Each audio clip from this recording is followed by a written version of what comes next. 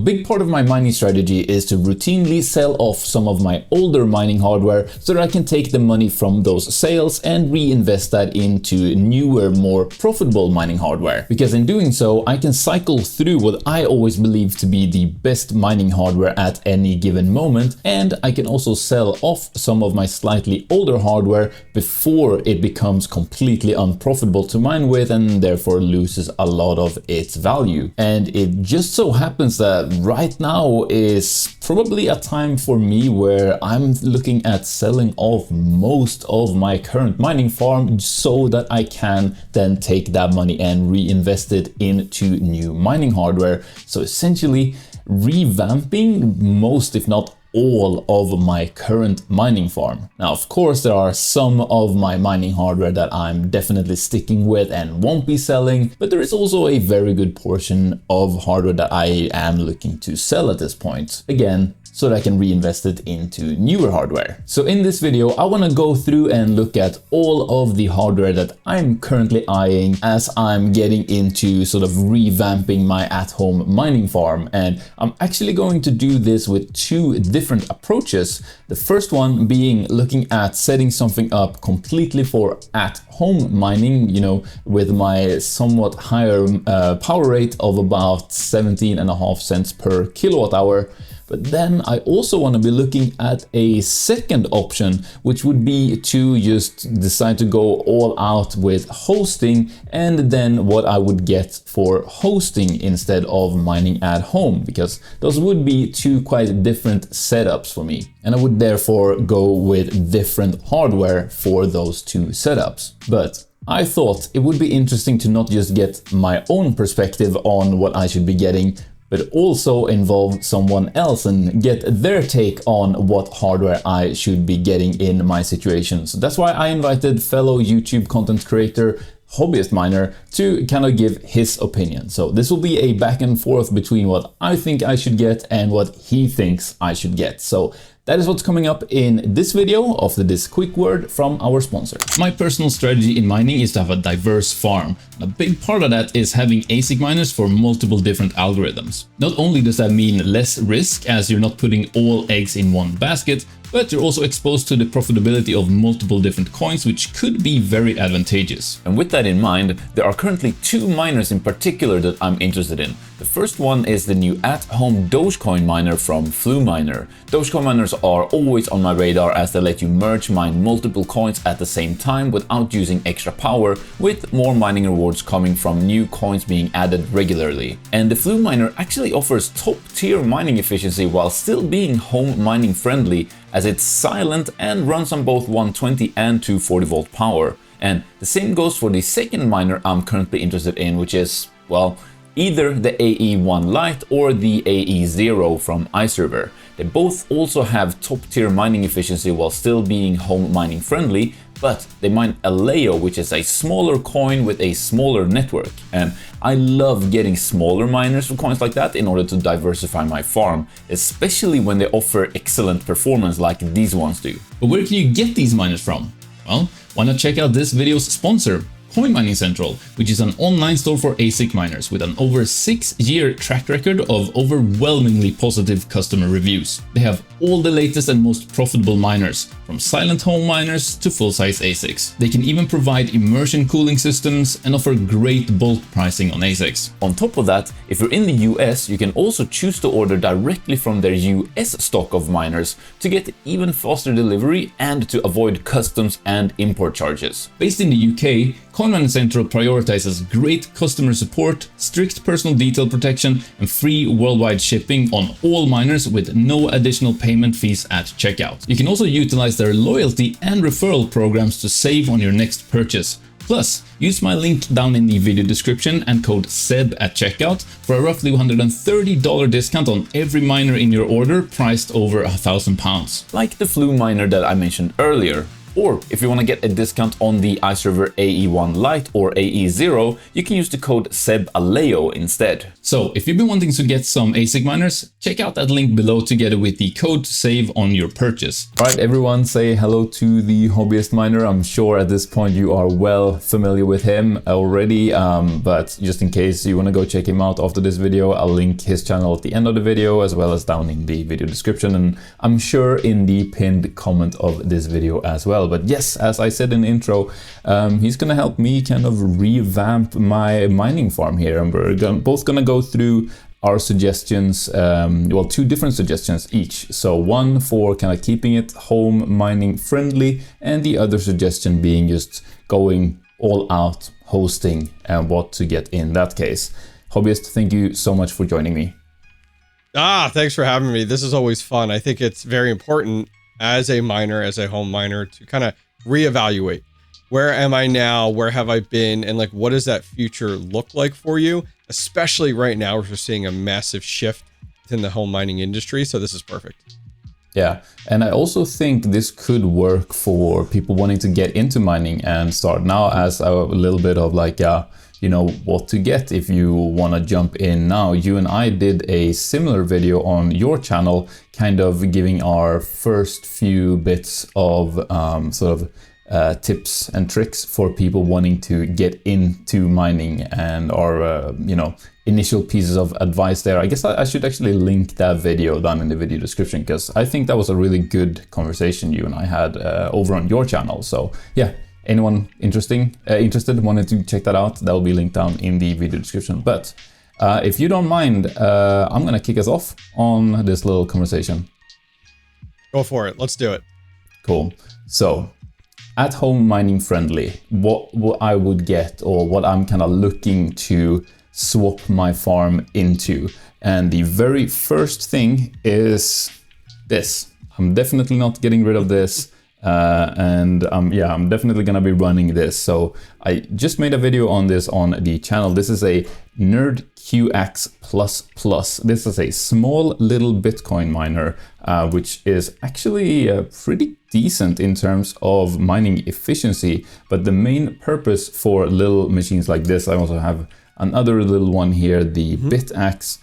The purpose of them is specifically kind of lottery mining or solo mining, which essentially means these things do have a pretty, well, significantly small chance of ever hitting a block on the Bitcoin blockchain, but they don't use very much power, so they're cheap to run. And if you actually were to hit a block on the Bitcoin blockchain, you do take home that full Bitcoin block reward, which is well over 3 Bitcoin, something like $300,000, $350,000 at today's coin price. So small chance, but you know, they don't use much power, so they're cheap to run, and they're also quite fun to kind of mess around with. There's a lot of little tweaks and upgrades and things like that you can do with them. So if we're just looking to, you know, enjoy mining as a hobby, they're good for that as well, and a good learning tool. And I just like having one or a couple of little Bitcoin solo miners running just in case I were to hit something. But moving on a little bit quicker from there, on the same note of just mining at home still, I would still have some sort of GPU mining rig, because GPU mining is how I got started. I think there is still a lot of potential for GPU mining. There's a lot you can do with GPU mining. I know the day-to-day isn't specifically profitable, and especially not at my, you know, 17.5 cents per kilowatt hour power price. However, there's spec mining you can do. There's a lot of experimentation you can do. And every once in a while we do see a bump in profitability. A new coin comes online, or an older coin has a big jump in price for a few weeks, making it profitable to mine for, you know, a couple of days, if not a few weeks. So there's still some action going on with GPU mining, and there are some plays you can do there. And again, that comes back to the hobby of mining, right? Like, GPU mining is fun to mess around with. It's fun to overclock and tweak and undervolt and do all of that, and kind of see what kind of algorithm hopping setups you can figure out. And you know, if you have fluctuating power rates, like hourly power rates and stuff like that. You could set up systems to have it turn on only during the night time when power is really cheap. And there's a lot of fun stuff you can do with GPU mining still, if you enjoy mining as a hobby, which I do. But then moving on from there, I think kind of streamlining, because that kind of takes care of Bitcoin, solo mining, GPU mining, and then I would also want some portion of my farm being ASIC mining, because I do still believe very much in diversification of my mining farm. Well, that's my strategy. Maybe you have something else in mind for me, and I'm very curious to hear your take on all of this. But I do think I would go with something like a Flu miner, which is a kind of at-home friendly script miner that doesn't use too much electricity, but still puts out a good amount of hash rate for, you know, the amount of power it uses. And that's kind of the overall theme with like these at-home ASICs that I've been going with. And I did discuss this a little bit in one of my videos I posted like a couple of days ago on the channel here, but my at-home mining, ASIC mining specifically, strategy is going for the sort of smaller ASICs that still put out or still kind of hold their weight to the bigger ASICs in terms of efficiency. So you're kind of trying to level the playing field there a little bit with just you know, yeah, mining efficiency, right? Like you're wanting to be as able as possible to compete with the big farms. So on that note, the Flu miner I think is a pretty good option there. I would also probably either get the new iApollo, I believe it's called V2Age, the kind of mid-size, looks like a computer tower type of miner there for Ethereum Classic. Because that is kind of the best one available right now. I do have, personally, I like Ethereum Classic mining just because there's a good amount of different coins that use that algorithm. You can kind of hop around to whatever's most profitable, which isn't always the case for ASIC miners. Then I would also go for something like, well, I actually have it right next to me because I just made a video on this, the little Ice River AE0, maybe upgrade to the, is it called the AE1 Lite?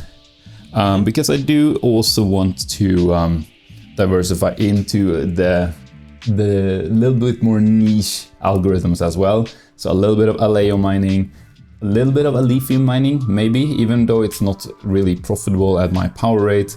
I always believe it's kind of good from my perspective for my farm. I want to be able to mine a few of these different more niche ASIC hash algorithms, and maybe even get a Caspa ASIC. I know that's not really okay to say right now, but I don't know, like there's just something about having the option. You know, I wouldn't spend a lot of money at all. I would get like, yeah, honestly, I'm of two minds with it, because do I really think that's going to become significantly profitable for a prolonged period of time again at my power rate? Probably not. It's more so just that, like, I'm willing to spend a little bit of money just to have a little bit of hash rate available if something crazy were to happen with Caspa. And that's kind of the same thing I'm feeling with Alephium and even Aleo, to be honest. But I've definitely rambled on long enough. Thank you for being patient with me. Please take over. Let me hear. No. Yeah, you have given me a lot to think about prior to this, but also just kind of going through it there. So I do want to reiterate, and you already know this, but for the audience or new people, is home mining is becoming harder and harder to be profitable. So for the audience, or even as a reminder to you, Seb, of like, man, like, making big money from home mining right now is tough. It absolutely is. As you had alluded to, that electric rate is just a massive factor. And you're like most people out there where your electric rate is 15 cents plus. And there's lots of places worldwide where it's 20, 30, 40 cents and absolutely wild. So feeling that squeeze of high electric rates and then looking at like, okay, like what you can really get into, I do like what you had mentioned about diversification. I think that's going to be key. I think also as a home miner looking to pivot or someone stepping in, looking at this from a speculative lens. So Seb had mentioned a number of different miners that he'd be interested in getting into, or projects he'd be getting interested into, but not spending a ton of money. So he's looking at getting low watt miners that aren't super power hungry, that give him exposure, is the best way I like to explain it, to these different projects. And I think that's key. Not even looking at it from like the angle of how do I profit from this, but more like, okay, how do I have exposure to these different projects like Kaspa, like Aletheum? Now, I'm taking out the profitability side of it because as a home miner, tinkering, having fun with this, oh, and also accumulating some crypto is fantastic. Now, nobody wants a $1,000 electric bill. Totally get it. So I'm not saying step into that realm. Let's just have a little bit of exposure into a variety of different things. So I do like your idea, getting a few of those small miners, limited amount with your electric rate, which I think is good. I do like the fact of keeping one rig for some GPU spec mining. I am there right now. I got one rig of 8 GPUs left. I think that is smart. Somewhere I'd love to see Seb step into, and maybe the audience to think about, that is entirely focused for home mining, is DePIN projects. DePIN projects are low watt, low capital to get into them, a couple $100 here and there, and they're very speculative. I love testnet. I'm all about testnet with DePIN projects, but I do think there's a lot of opportunity there of actually making really good profit off of getting into some of these projects rather early, and they're a lot of fun to really dabble with, to set up, to follow along, to configure. And DePIN's a whole nother world that we can talk about, but it's very home miner friendly. We're not going out spending $5,000-$10,000 on an ASIC that's costing me a significant amount of money to run every month, and you're not playing that game. But the last thing I'd mention as a home miner that I want you to keep in mind is turnover. So hardware is in a massive turnover state right now, more than I've ever seen in the crypto mining industry, for me at least, over the last 5 years, where you're not buying something and then it's lasting you 5 years. Honestly, buying something and keeping it for a year is a lot right now. The market's just moving so quickly. Hardware is advancing so much. Technology is advancing with the hash rate on these in this industry. So it's something to keep in mind, that if you're looking to step into this, or in Seb's situation, that have a mindset of, okay, if I buy this today, I should plan to sell it within the next 12 months to buy the next project I want to get into, or the next thing I want to get into. So that would be my recommendation for you, looking at where you can pivot to as a home miner. I think that's a great perspective. And the DePIN stuff, even though you and I actually had a pretty good conversation about DePIN on my channel here recently, which I guess you guys can go check that out on the channel if you're interested.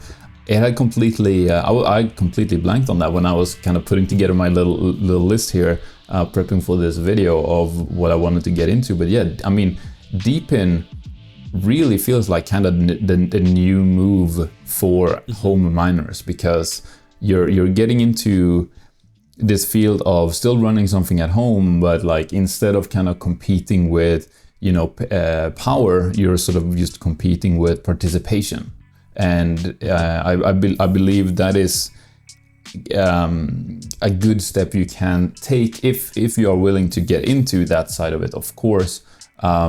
Because as home miners, we can't really compete with our power rates anymore. It's just like residential power rates are just going through the roof with the inflation, and the truth is that isn't the case for massive mining farms that have sometimes even their own power plants on site that they just siphon energy off of for essentially free. There's no way we can compete with that, and so they will always kind of take over and do better than us. So yeah, DePIN, really cool. And also, just like you said, this whole kind of like, and I did mention this in the intro a little bit, but just keeping that mindset of like not being too married to whatever hardware it is you're buying, because you're probably going to cycle through it in 12 months. And that is, a part of mining that should be part of your strategy, in a way of like, okay, I'm hopping on this and I'm gonna make sure I sell it before it becomes too unprofitable and not worth it anymore, and just keep use that to kind of keep the ball rolling for your mining farm and your investments there. Really good advice. Shall we jump into the other option us home miners Sure. have, which is to Absolutely just not mine at home? Because you can be a miner who doesn't mine at home. There's so much available hosting right now, which is essentially that instead of mining at home, you just send your hardware to a facility that is optimized for crypto mining, and that also have extremely cheap power in comparison, that are these facilities that we talked about, for industrial mining, right? So you're essentially piggybacking off of their cheap power. And it's just, I still to this day, even though I've talked about it a lot on my channel, feel like there's a big sort of resistance towards hosting. And I think it's almost like a cheat code for home miners to go with hosting, because it's almost the best of both worlds. Now, the big caveat is you have to go with a company that you can trust. You don't want your hardware ending up in some little container out in the middle of the desert or the jungle or something, where they rust and break within 6 months, or where they get stolen, or the company goes bust after 3 months and you lose all your stuff. They sell all of your miners to liquidate and pay off their stockholders or whatever, right? So all of that aside, what would I go for? Well, I would just go for the best in terms of both dollar per hash and hash per watt, so efficiency and value for money hash rate, for kind of the top altcoins that are mineable. So I personally would skip Bitcoin, just because I believe that is almost a bit too competitive, and I would probably go straight to definitely Dogecoin, so script miners. Let's be real, it's gonna be the L9, unless I wait a few months and AlphaPex has a new generation of miner, I believe the DG2 or something like that. I believe you saw it at Mining Disrupt, didn't you? Yeah, correct. Yeah, DG2 would be a good avenue to go as well when you're looking at script. There's also Volk Miner out there too, but not as commonly hosted by hosting companies. Right. And then probably I would maybe I would hold off and see if the Jasminer X44 actually does come out at some point this year. They've been teasing that for like almost 2 years, it feels like at this point, but there is supposed to be Jasminer, for those of you who might not know, is the Ethereum Classic algorithm miner. It mines Ethereum Classic, Octospace, and a few more other coins that use that same algorithm. And it's by far going to be the most efficient miner for that algorithm. So definitely go for something like that. Then again, I'm faced with the conundrum of, do I go into a Caspa ASIC? And in that case, would that be the Bitmain KS7? I did have a look at it just before we started here, and it would be profitable to mine with it on hosting level power rates. But just with the aggressive emission schedule, like from the at-home side of it, spending a few $100s to get like a smaller Caspa ASIC that, just to have a bit of hash rate for Caspa in case it pops off or something fun happens with Caspa, feels a lower risk than splurging like $4,000 on a full-size KS7 just to have it, in a way. Even though it would be a little bit profitable right now, that might not last very long, and yeah, so that's a big maybe. And I would almost feel, honestly, I don't know, this is almost where I want to ask you for your input more so than ever, because yeah, what would you do there? I'm pretty sure I would go for, latest of the latest Dogecoin and latest of the latest Ethereum Classic. But after that is where it becomes a bit more foggy and sort of blurry for me with what I would go with. So please do tell me what you think. Yeah, so new people stepping in or existing miners, you know, we would love to build our own mining farms at home. I totally get it. Unfortunately, it's not reasonable from the electric rates, as Seb has said, but also from build out. Like I talk with a lot of new people stepping into the space on consulting calls, and they join that call thinking that they want help building out their own home mining farm, not realizing how much of a factor upfront capital is, as well as like your electric rate. So we quickly pivot the conversation over to like, hey, just like Seb had shown there with the 𝗧𝗦𝗛𝗥𝗧𝗦 or some of these other solo miners that are very cheaper in cost and also low watt, you know, great, run those at home. Those are fun to play with. They're not going to cost you a fortune. But when you're looking at like, okay, how do I get the most from my money? I do highly recommend the cheat code, skipping the step of electrical build out, airflow, shed, garage, whatever it may be, and just going over to hosting. Now, the benefit of hosting is that Seb right now could go, okay, I sell this equipment, or all of a sudden I have this capital and I want to take that and I want to be up and running in the next 2 weeks.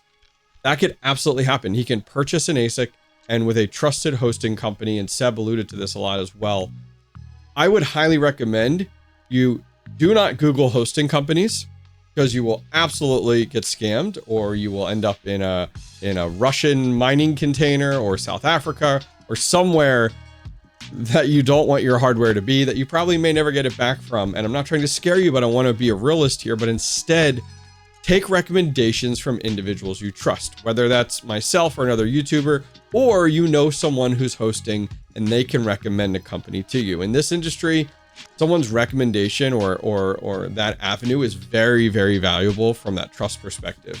So once you get through those hurdles, I highly recommend, when you're starting to look at hardware, just like we talked about with home mining, diversifying. So, you know, let's say we're looking at 3 different ASIC miners that you want to have hosted. Now, that's significantly more capital maybe than most people will spend. So I always tell people to get one miner as a proof of concept. Try out hosting. Quick story, have someone from 3 years ago met with me, got one miner to test out hosting, ran it for 3 months, was very pleased by it. They now have 72 ASICs hosted that they've just built up, snowballed, and kept going, and it's perfect for them. So I would probably recommend, if you're going to buy your first ASIC miner, that you want a proof of concept that you're looking to the best avenue, I would recommend the L9, as Seb had recommended. Probably the 17 gigahash come in at the top of that technology curve, which is as well as what Seb had mentioned, you know, not buying last year's model because it's much cheaper, or the year before, but stepping in at the top of the technology curve is going to be important. The nice thing is you can leverage that L9 to get paid in all Dogecoin. You could get wallets. There's a company called Script Wallet that supports all the different coins. If you do want to hodl all those script coins, merge mineable coins, or you can decide to get paid out in Bitcoin directly. I do this very commonly with PowerPool, where you can mine whatever you want to it and then pick the coin you want to get paid out in. So you can still have exposure to Bitcoin if you want, or you can change it month to month, which is great. And then in addition to that, if we're looking at 2 other ASICs, the L9 would be my aggressive altcoin play. I'd probably look at an S21 XP hosted. That is at the top of the technology curve as well for Bitcoin. That's more your conservative play. It's going to hold you through the bear market. And then finally, something to turn over in 12 months if you want to, and a lower price point, but still competitive, is the Bitdeer A2. It's 232 terahash. It runs for about $37.50, so pretty cheap when you're looking at full-size ASICs. It is competitive, it's profitable, but keep in mind, in 12 months from now, Bitmain's releasing their S23, which is breaking the cusp of 300 terahash. So you have to start thinking about hardware we can recycle. So that would be the first one that I would recycle out. So those are 3 miners I would consider moving forward with. Sorry to interrupt you. The Bitdeer is a Bitcoin ASIC, yeah? Correct. Yes. It's a Bitcoin ASIC as well. Yep. That's the way I would go. I probably would not dabble into the Caspa miners or the AL3s. That's like, if you got some extra money and you want to gamble it, go for it. But unfortunately, I have seen too many people over the last year host Caspa miners or AL3 Alethea miners, and then going ahead and selling them outright at like fractions. Like the KS5L was originally 4,500. I bought 5 of them for $100 each. Like, insane. So I just hate to see somebody. I would rather you get something that is a little bit more stable and not go that aggressive. Yeah, I think that's exactly kind of how I'm feeling too. When it comes to, you know, building a smaller at-home farm, again, I just want to repeat this a little bit to drive it home. I'm willing to spend, you know, a few $100s just to get a little bit of exposure to all of these different algorithms, you know, in my farm. However, now that we're talking hosting, you're always talking sort of like full-size multi-$1,000 ASICs. And when that is the buy-in, then I'm no longer at all as interested in, you know, diversifying into these just-in-case type of algorithms, if that makes sense. Yeah, definitely would agree.